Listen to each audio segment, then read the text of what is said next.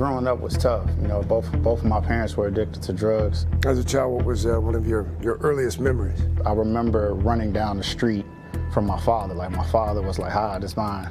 And like, I was running down the street, like 83rd Street in Chicago, from my father with my mom. So I was like, is this what everybody's life is about? It was just something in me that was like, I can't do this. Like, my life isn't this. I want to be the smartest. I want to have straight A's.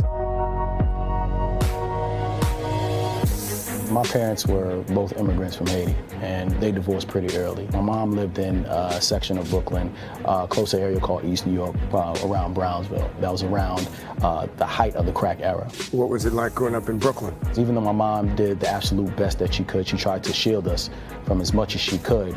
The Uzis would go off, and I used to always ask Mom, like, what's that? And she would say, oh no, baby, they just playing with firecrackers outside. Inside of the home, education was stressed at the highest level possible. But again, my high school was in one of the roughest neighborhoods in the city. I was raised by both of my parents. My mom was very heavily Christian. She was Christianity. And my dad, he was a hardworking guy. My dad had a third-grade education, but he worked timeless hours to provide for a family of 6. I started seeing crime. I started seeing drugs. You got sucked in. Yeah, I got sucked in.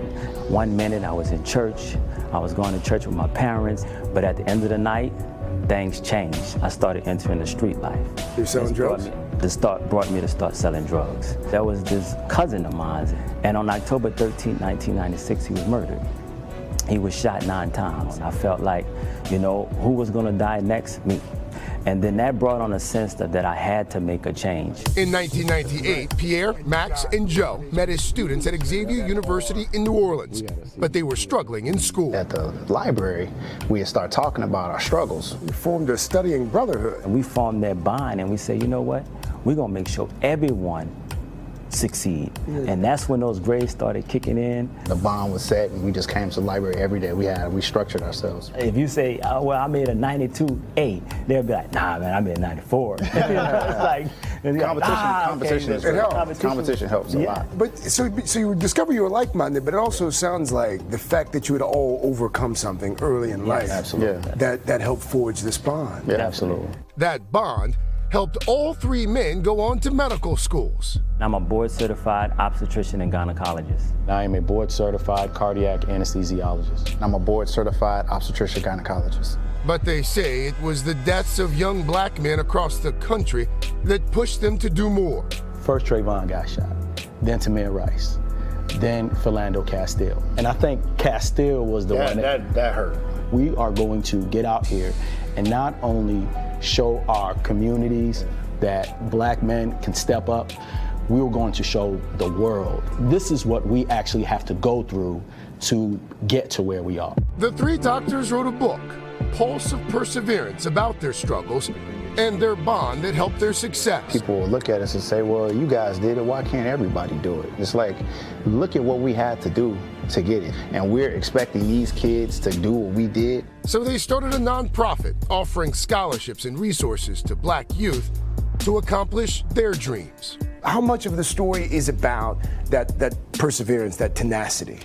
I think that's what it's all about. That kid that's on the corner that looks just like me can do whatever he wants to do and can be whatever he wants to be. If you teach these kids, there will be more Dr. Simeons, there will be more Dr. Medirs, there will be more Dr. Johnsons, and we could change the narrative and change how the world views us.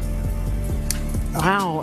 I so enjoyed my time with them. And they said that, you know, part of this is also about really letting young men who look like me know that it's not just athletes, it's not just entertainers who should be viewed as successful. And you know what else you noticed too? It sounded like they all 3 had strong moms too, didn't they? I mean, that was something that obviously pushed them over too. And they also said, you know, this isn't some sort of rags to riches story with a happy ending. All 3 of those guys, the first time they took the MCATs, they all failed. And they kept at it, and one of them moved in with the other, hunkered down for several months. So separately, they were good, but together they were great. Yes. That was an awesome story, Craig. Thank you. Love that one. Yeah, it was great. We should mention, by the way, in May, all 3 of those guys going to be commencement speakers at their Stop it. at Xavier. Oh, I want to go. I want to see that. All right.